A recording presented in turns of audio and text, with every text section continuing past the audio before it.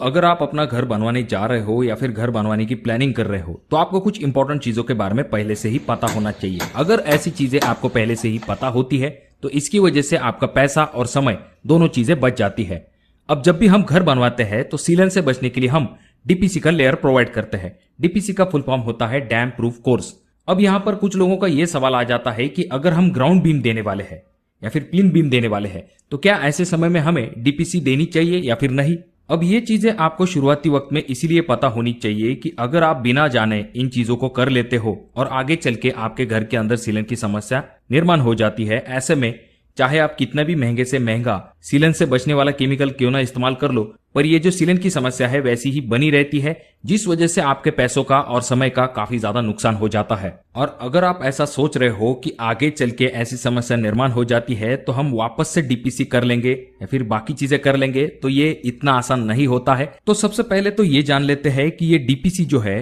किस तरह से सीलन को रोकने का काम करता है। ये डीपीसी का जो लेयर होता है बेसिकली ये कंक्रीट का 3 से लेकर 4 इंच का एक लेयर होता है, यानी कि एक बेल्ट बनाया जाता है आपके दीवारों के ऊपर। इसकी हाइट जनरली जमीन लेवल से 3 फीट के ऊपर हम लेते हैं। अब इसका फायदा ये होता है कि जो जमीन लेवल वाला हमारा जो ब्रिक वर्क होता है वो मिट्टी के संपर्क में आ जाता है, और जब ये आसपास की मिट्टी बरसात के पानी की वजह से या फिर बाकी चीजों की वजह से गीली हो जाती है तो इस गीली मिट्टी का जो पानी है वो ईंटें अपने अंदर खींच लेती है, और यही पानी जो है वो ऊपर की ईंटें अपने अंदर खींच लेती है, जिसे कि कैपिलरी एक्शन कहा जाता है। इसमें होता यह है कि नीचे की जो ईंट है वो गीली हो जाती है, फिर बाद में वही पानी जो है ऊपरी ईंट अपने अंदर खींच लेती है। इस तरह से जो नमी है वो धीरे धीरे करके ऊपर के तरफ बढ़ने लगती है, जिस वजह से जब ये आपके फर्श के लेवल के ऊपर चली जाती है तो आगे चल के घर के अंदर आपकी जो दीवारें हैं उनके ऊपर आपको सीलन की समस्या दिखाई देने लगती है, जिस वजह से आपका पेंट खराब हो जाता है, और अगर वो फर्नीचर के संपर्क में आ जाती है तो आपके फर्नीचर को भी खराब कर देती है। पर जब हम इस 3 से लेकर 4 इंच वाले डीपीसी के लेयर को जमीन लेवल से 3 फीट हाइट के ऊपर प्रोवाइड करते हैं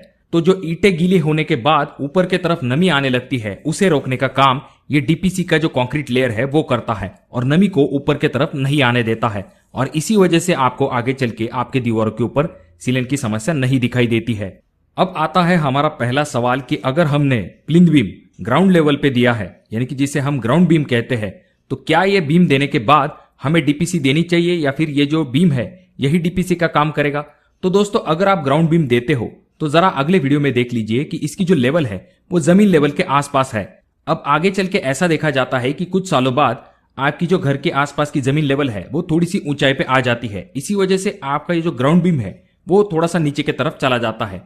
और होता यह है कि आपकी जो ईंट है वो डायरेक्टली मिट्टी के संपर्क में आ जाती है,